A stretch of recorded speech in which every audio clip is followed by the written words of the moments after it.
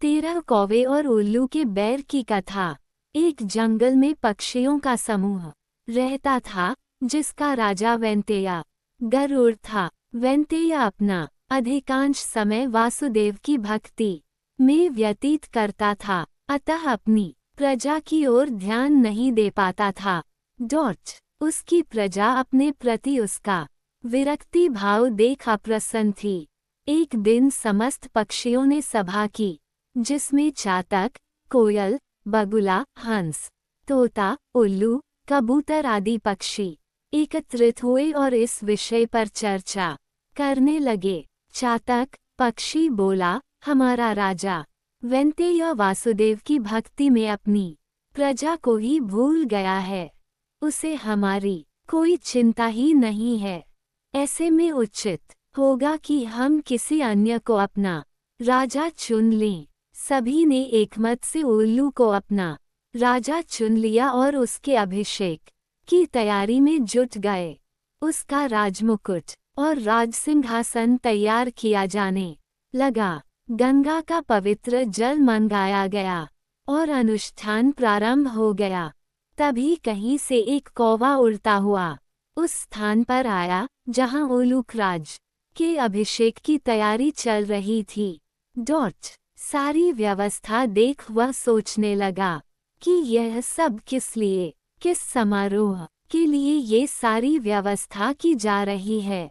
उसने कोयल से पूछा, मित्र, यहाँ किस उत्सव की तैयारी चल रही है?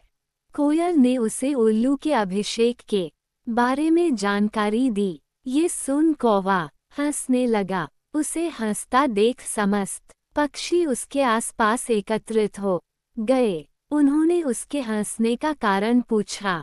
कौवे के कहा, राजा के लिए तुम्हारा चुनाव गलत है।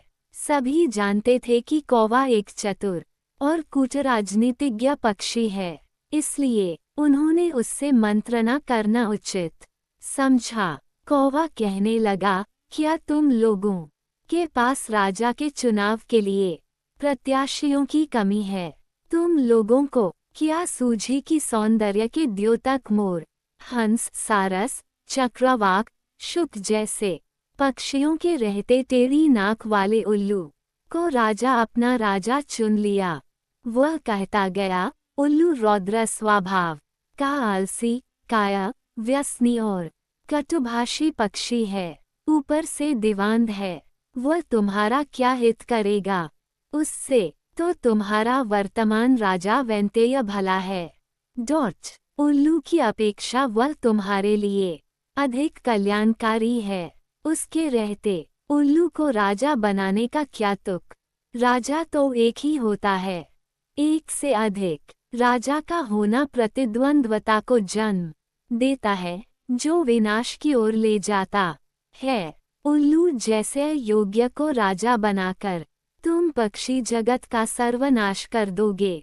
सभी पक्षी कौवे की बात से प्रभावित हो गए। उल्लू के अभिषेक का विचार त्याग कर वे सब वहां से चले गए।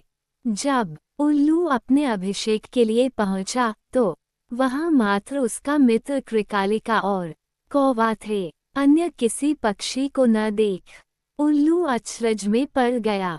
उसने अपने मित्र कृकालिका से पूछा, क्या हुआ? सारी पक्षी कहाँ हैं? कृकालिका ने उल्लू को बताया, मित्र, इस कौवे के कारण सबने तुम्हारे अभिषेक का विचार त्याग दिया है। उल्लू को कौवे पर बहुत क्रोध आया। वो उसे पूछने लगा, तुमने ऐसा क्यों किया दुष्ट कौवे? मेरे राजा बन जाने से तेरा क्या चला जाता? तुमने अकारण मुझसे बैर मोल लिया है।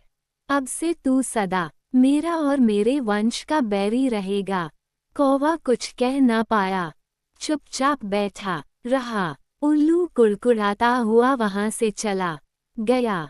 कौवा सोचने लगा कि व्यर्थ में ज्ञान देकर मुझे क्या हुआ? इन पक्षियों के मामले में हस्तक्षेप कर मैंने अकारण ही उल्लू से बैर ले लिया है। इस तरह मैंने अपनी स्वयं की हानि कर ली है। ये सोचता हुआ कौवा वहां से चला गया। तब से कौवों और उल्लू में स्वाभाविक बैर चला आ रहा है। सीख, दूसरों के मामले में हस्तक्षेप कारण ही आपको समस्या में डाल सकता है।